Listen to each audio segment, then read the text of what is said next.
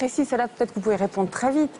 Beaucoup de gens ont été émus par le fait que Stéphane Hessel, qui était invité à l'École normale supérieure mardi... Grand résistant, auteur d'Indignez-vous, voilà, livre à succès. Qui a une position depuis longtemps assez critique à l'égard du gouvernement israélien, mais qui devait être entouré pour cette manifestation, cette séance publique de gens comme Elisabeth Guigou, comme Gisèle Halimi qui était à l'étranger, des personnalités assez diverses.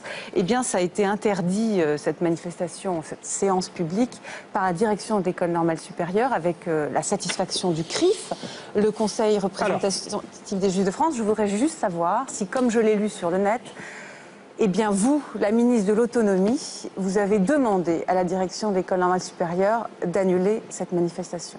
Et d'abord, il faut que vous sachiez que je n'en ai pas le pouvoir.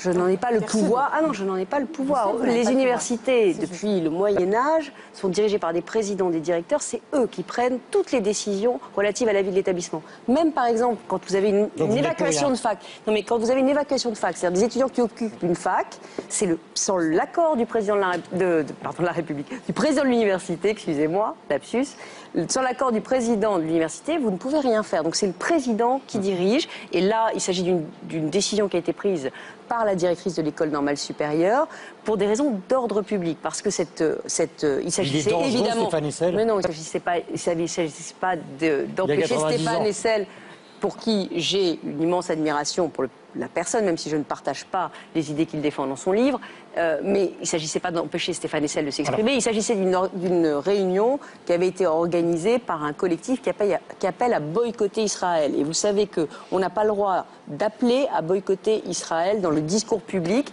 c'est une infraction pénale. Et il se trouve qu'il y avait beaucoup de remous autour de cette réunion.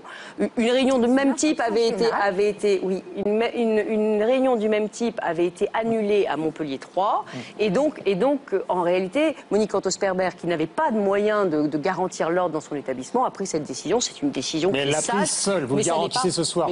Mais non seulement Michel Alliot-Marie aurait pu envoyer des forces de sécurité pour être sûr que la réunion se passe bien. Pour être sûr, oui. Alors cela dit, si des propos étaient tenus pour appeler au boycott d'Israël, ils pourraient être pénalement sanctionnés.